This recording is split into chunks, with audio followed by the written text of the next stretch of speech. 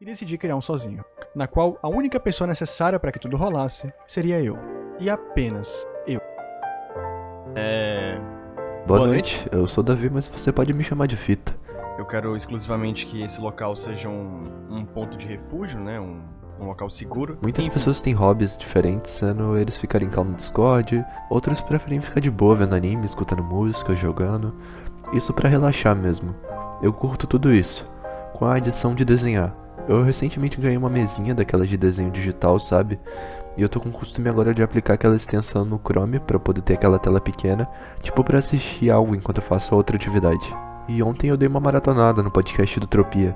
Normalmente, em primeiros episódios de um podcast, as pessoas podem ficar meio perdidas com o que fazer ou falar. Por isso, pro tema de hoje, eu vou tomar minha deixa e ler a biografia do Diário de um Jovem Moderno, que são basicamente uma gravação de uma conversa solo, do Lucas, o Tropia, discursando sobre um tema que ele estava pensando recentemente ou esteja a fim de contar.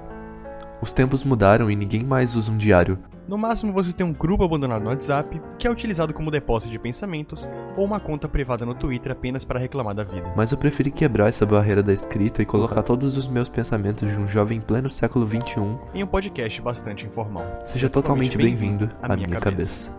Premissa diferente e interessante. A pegada que ele consegue direcionar o conteúdo dele é simplesmente ótima. E quando eu digo conteúdo, é tanto os vídeos com uma edição dinâmica, thumbnail bonita e aquela voz da hora dele de fundo, quanto também o próprio podcast. Não é algo como uma fórmula, que é gradativa e se torna repetitiva nem nada assim.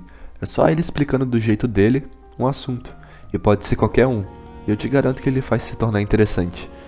Seja ele falando sobre sua dificuldade de arranjar parceiros, musicais, e uma analogia sobre biscoito casadinho, ou sequilhos. Uma bolacha ou biscoito de massa que tem goiabada dentro. Que a goiabada é a melhor parte. É a estrela da coisa, sabe? É o que dá o sabor, é o que dá o gosto. Então você obviamente vai querer mais da goiabada nos próximos que você comer. Mas o lance é que é tão doce, é tão bom, que é enjoativo.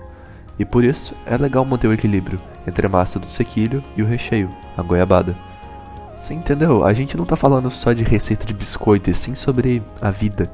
É, de certa forma sim, é bem geral. Pode ser bem superficial e também preciso. Só depende do ponto de vista que a pessoa tá utilizando para poder analisar aquilo. Os títulos do podcast são bem autoexplicativos, como piloto, mudança, individualidade, máscaras, ansiedade, ideias, mídia e eu não sou seu pai. Seja eles um desabafo ou só ele contando um pouco da visão de mundo que ele tem sobre esse assunto. Eu suponho que as ilustrações de capa dos episódios seja ele mesmo que sempre faz. E por mais simples que seja, é bem bonito e tem personalidade. Então, pelo menos pra mim, a informalidade e o fato de ser somente um apresentador e o lance também da imaginação fazer o trabalho visual da coisa, já que você pode só simplesmente lavar a louça enquanto você escuta o papo tranquilo lá do seu fone, e ainda tem aquelas musiquinhas que ele coloca de trilha sonora de fundo, que normalmente são jazz ou bossa nova. Então isso é extremamente agradável e deixa essa vibe boa pra quem tá ouvindo.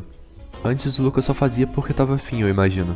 E com o suporte do pessoal que acompanhava ele e curtia o trabalho, ele teve incentivo para poder estar prosseguindo. A ponto de que agora, ele é parceiro do Spotify. O podcast é exclusivo, somente para essa plataforma. E isso daqui não foi uma resenha nem nada assim, muito menos uma publi. Foi só minha opinião e explicação de algo que eu gosto. E eu espero que tenha te dado vontade de acompanhar também. Então é isso aí, até mais. Falou.